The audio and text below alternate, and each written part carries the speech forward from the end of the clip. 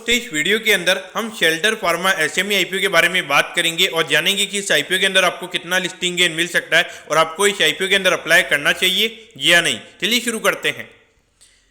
तो देखिए सबसे पहले अगर हम यहाँ पे कंपनी के बारे में अगर हम बात करें तो यहाँ पे जो कंपनी है 2007 में ये कंपनी स्टार्ट हुई थी, यानी कि लगभग 15 से 16 साल ये कंपनी को स्टार्ट हुए हो चुके हैं। तो देखिए जो कंपनी है ये कंपनी का पहले नाम शेल्टर फार्मेसी के नाम से ये कंपनी पहले जानी जाती थी और ये जो कंपनी है ये कंपनी हर्बल प्रोडक्ट बनाने का काम करती है ह्यूमन्स के लिए, यानी कि नॉर्मली ह्यूमन्स के लिए, और उसके अलावा जो एनिमल्स वगैरह उसके लिए भी ये कंपनी हर्बल प्रोडक्ट बनाने का ये कंपनी काम करती है। अगर हम कंपनी के ऑफिस की अगर हम बात करेंगे तो हिम्मतनगर गुजरात के नाम में यहाँ पे कंपनी का ऑफिस नजर आता है।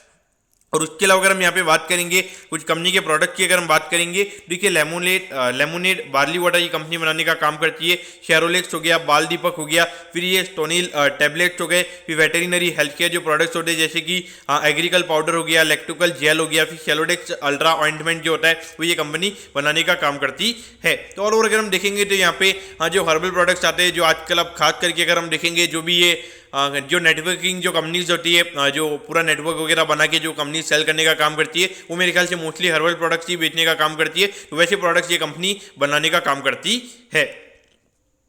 अब अगर हम यहाँ पे ऑब्जेक्टिव की अगर हम बात करेंगे तो देखिए नॉर्मली वर्किंग कैपिटल की जो रिक्वायरमेंट है उसके लिए यहाँ पे कंपनी का आईपीओ आ रहा है। तो ये मुझे काफ़ी ज़्यादा नेगेटिव ये फैक्टर मुझे लगता है कि अगर जब भी कंपनी बोलती है कि हम एक नॉर्मली वर्किंग कैपिटल के लिए आईपीओ लेकर आ रहे हैं तो देखिए मेरे ख्याल से आपको आईपीओ लेकर ही क्यों आना है, क्योंकि अगर आपके पास में इतना अच्छा रेवेन्यू स्ट्रीम है तो वहाँ पर आपको मेरे ख्याल से आराम से ओडी मिल जाता। तो ऐसे कारण के लिए अगर आपको लाना ही है तो उसके लिए आप ये बोलिए कि हमको कुछ नया प्रोडक्ट वगैरह लॉन्च करना है, उसके लिए कैपेक्स वगैरह करना है, तो उसके लिए हम आईपीओ लेकर आ रहे हैं। तो वैसी चीज़ें मुझे यहाँ पे जब ऑब्जेक्टिव में मेरे ख्याल से जब मिसिंग होती है तो कहीं नहीं देखा जाए तो थोड़ा कॉन्शियस आपने वहाँ पे वो आईपीओ से रहना चाहिए। अब अगर हम कंपनी के प्रमोटर्स की अगर हम बात करेंगे तो देखिए मुस्ताकिम नसर अहमद कंपनी के प्रमोटर्स से, फिर उसके अलावा शकील निसार अहमद सबूकर हमें यहाँ पे कंपनी के प्रमोटर नजर आते हैं। अब अगर हम कंपनी के फाइनेंशियल्स की अगर हम बात करेंगे तो देखिए यहाँ पे लगभग यहाँ पे कंपनी का रेवेन्यू का जो नंबर था 22 करोड़ के लगभग था, फिर ये नंबर 30 करोड़ के लगभग हुआ था और उसके बाद अगर हम देखेंगे अराउंड 36 करोड़ के लगभग ये नंबर हमें यहाँ पे नजर आता है। अगर हम यहाँ पे प्रॉफिटेबिलिटी की बात करेंगे तो यहाँ पे कंपनी लॉस में थी, फिर यहाँ पे 1.83 करोड़ के लगभग कंपनी ने प्रॉफिट कमाया था और उसके बाद अगर हम देखेंगे तो 5.78 करोड़ के लगभग का प्रॉफिट हमें यहाँ पे कंपनी का नजर आता है। तो कहीं ना कहीं अगर आप देखोगे तो यहाँ पर ये क्लियर कट हमें मैनिपुलेशन का यहाँ पे कंपनी का इंडिकेशन यहाँ पे नजर आता है, क्योंकि देखिए यहाँ पर अगर हम देखेंगे तो रेवेन्यू का नंबर हमें सिर्फ 20% से बढ़ता हुआ नजर आया है। और अगर हम प्रॉफिटेबिलिटी की बात करेंगे तो अमाउंट वाइज में लगभग यहाँ पे 4 करोड़ की प्रॉफिटेबिलिटी हमें यहाँ पे कंपनी की बढ़ती हुई नजर आई है। और अगर रेवेन्यू की अगर हम बात करेंगे 6 करोड़ का रेवेन्यू कंपनी का बढ़ा है तो इतना ज्यादा मार्जिन मेरे ख्याल से कंपनी का नहीं बढ़ सकता है। तो ये मुझे लगता है कि कहीं ना कहीं यहाँ पे क्लियर कट यहाँ पे मैनिपुलेशन कंपनी ने अर्निंग्स का किया है। मैं गलत भी हो सकता है लेकिन मुझे यहाँ पे इंडिकेशन से ऐसा लग रहा है कि मैनिपुलेशन कंपनी ने किया, क्योंकि इतने छोटे लेवल पर अगर आप देखोगे इतना ज्यादा कंपनी के मार्जिन भी नहीं हो सकते, क्योंकि अगर आप देखोगे लगभग 15% के लगभग का नेट प्रॉफिट का मार्जिन कंपनी का हमें यहाँ पे नजर आता है। तो एक छोटे लेवल पे मुझे लगता है कि कहने कि इतना ज्यादा मार्जिन कंपनी का नहीं रहेगा।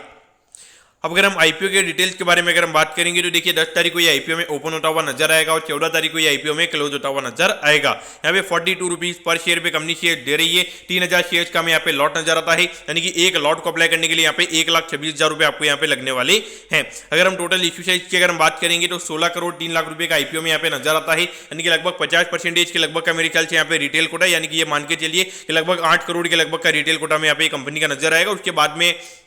कुछ यहाँ पे 5% का मार्केट मेकर का रहेगा और उसके बचा हुआ यहाँ पे यानी कि जो अराउंड 45% के लगभग का जो कोटा रहेगा वो यहाँ पे अच्छे नहीं कोटा रहने वाला है। और ये जो कंपनी है कंपनी हमें बीएससी के एसएमई प्लेटफॉर्म पे ये कंपनी हमें लिस्ट होती हुई नजर आएगी। अब अगर हम टाइम टेबल के बारे में अगर हम बात करेंगे तो देखिए 18 तारीख को आपको पता चल जाएगा कि आपको अलॉटमेंट मिला है या नहीं। अगर अलॉटमेंट नहीं मिलता है 21 तारीख को आपको रिफंड मिल जाएगा, 22 तारीख को आपके डीमैट अकाउंट में शेयर आ जाएंगे अगर आपको अलॉटमेंट मिलता है, और 23 तारीख को ये कंपनी हमें लिस्ट होती हुई नजर आएगी। यानी कि कहीं ना कहीं अगर आप देखोगे तो लगभग यहाँ पे जब आईपीओ बंद हो रहा है तो उसके लगभग एक हफ्ते बाद में ये कंपनी हमें लिस्ट होती हुई नजर आएगी। अब अगर हम एट दी एंड अगर हम वैल्यूएशन के पैरामीटर्स की अगर हम बात करेंगे तो देखिए यहाँ पे सिर्फ 48 करोड़ के मार्केट कैप पे ये कंपनी का आईपीओ में आता हुआ नजर आ रहा है और वहां पर अगर आप देखोगे तो 5 से 6 करोड़ की अर्निंग कंपनी ने दिखाई है। तो इसके हिसाब से अगर हम देखेंगे तो लगभग 8 से 9 के पी रेशियो पे ये कंपनी का आईपीओ में आता हुआ नजर आ रहा है, यानी कि पोस्ट आईपीओ लगभग ये जो कंपनी का इश्यू साइज है उसको मिला के लगभग 48 करोड़ का मार्केट कैप यहाँ पे कंपनी का रहेगा। तो देखिए मेरे ख्याल से देखा जाए तो 8-9 का यहाँ पे पी रेशियो कोई महंगा नहीं है मेरे ख्याल से, तो ये अच्छे नॉर्मल काइंड ऑफ वैल्यूएशन पे कंपनी का आईपीओ आ रहा है। अगर हम ये मान के चलते कि कंपनी ने लगभग 10-15% अपनी अर्निंग्स को यहाँ पे बढ़ाया है, तो उसको भी अगर हम हटा के देखेंगे तो लगभग 12-13 का पी रेशियो कंपनी का यहाँ पे आता हुआ नजर आएगा। तो मेरे ख्याल से देखा जाए तो पी रेशियो वाइज कंपनी का जो वैल्यूएशन है मेरे ख्याल से एक ठीक ठाक वैल्यूएशन, और मार्केट गैप भी अगर हम देखेंगे 48 करोड़ का मार्केट गैप है, तो मुझे लगता है कि इस भाव पे नीचे कुछ खोने का कुछ नहीं रहेगा। और यहाँ पर अगर आप देखोगे तो यहाँ पे डेट टू इक्विटी भी अगर हम देखेंगे 0.12 ये, तो यहाँ पे कोई फाइनेंशियल रिस्क कंपनी का ज्यादा नहीं है। अभी 16 करोड़ यहाँ पे कंपनी को इक्विटी रिलीज हो जाएगी, तो उससे कहीं ना कहीं देखा जाए तो एक अच्छे स्टेबल सिचुएशन में कंपनी हमें नजर आती है। यहाँ पर आपको क्या करना चाहिए, तो देखिए मेरे ख्याल से मुझे लगता है कि एक लिस्टिंग गेन के पॉइंट ऑफ व्यू से यहाँ पे अप्लाई कर सकते हैं। मुझे लगता है कि यहाँ पे डाउन साइड रिस्क थोड़ा कम रहेगा, क्योंकि अगर 16 करोड़ का अगर इश्यू साइज है तो वहाँ पे अगर मार्केट के इतना नीचे रहेगा तो मुझे लगता है कि कोई ज्यादा सेलिंग प्रेशर यहाँ पे देखने को मिलेगा, और मुझे लगता है कि थोड़ा यहाँ पे स्ट्रॉन्ग बायर भी हमें थोड़े देखने को मिल सकते हैं। तो इस पॉइंट ऑफ व्यू से मेरे ख्याल से लिस्टिंग इनके लिए डेफिनेटली यहाँ पे अप्लाई करना चाहिए। Long term point of view से मुझे कुछ इतना ज़्यादा इंटरेस्टिंग यहाँ पे लगता नहीं है, क्योंकि हर्बल प्रोडक्ट वगैरह में, क्योंकि अगर आप देखोगे कंपटीशन काफ़ी ज़्यादा है यहाँ पे, इतना मतलब बड़ी कंपनीज भी बना रही है, बहुत छोटी कंपनीज भी बना रही है। तो मेरे ख्याल से देखा जाए इतने छोटे मार्केट में ऑलरेडी कंपनी 36 करोड़ का रेवेन्यू कर रही है, तो वहाँ पे परसेंटेज वाइज यानी कि अगर आप छोटे लेवल पर यानी कि 40-50% से ग्रो कर पाना मेरे ख्याल से काफ़ी ज़्यादा मुश्किल रहेगा। और कंपनी के ऑब्जेक्टिव में भी अगर हम देखेंगे तो कोई कैपेक्स से रिलेटेड कंपनी ने बात नहीं करी है, तो वो मुझे लगता है कि long term point of view से तो मुझे यहाँ पे मेरा कोई व्यू नहीं है। लेकिन एक बार के लिए लिस्टिंग के लिए यहाँ पे अप्लाई करने का सोचा जा सकता है। अभी करंटली कोई ग्रे मार्केट में ट्रेडिंग नहीं हो रही है, लेकिन मुझे लगता है कि यहाँ पे ये कंपनी थोड़ी बहुत प्रीमियम पे लिस्टिंग होनी चाहिए। लेकिन देखिए अभी मार्केट में बहुत ज्यादा आईपीओ आ रहे हैं, तो अभी बहुत ज्यादा छोटे इश्यूज के अंदर भी हमें स्ट्रॉन्ग बाय लिस्टिंग नहीं देखने को नहीं मिलता, तो वो आपको माइंड में रखना चाहिए। ये माइंड में रख के अपने यहाँ पे काम करना चाहिए। तो दोस्तों मैं बताऊँ कि शेल्टर फार्मा के आईपीओ के बारे में आपको सब कुछ समझ में आ गया होगा। अगर आपकी कोई भी क्वेरीज है आप कमेंट कीजिए, मैं जरूर आपके कमेंट पर रिप्लाई करूंगा। ओके दोस्तों, thank you, have a nice day.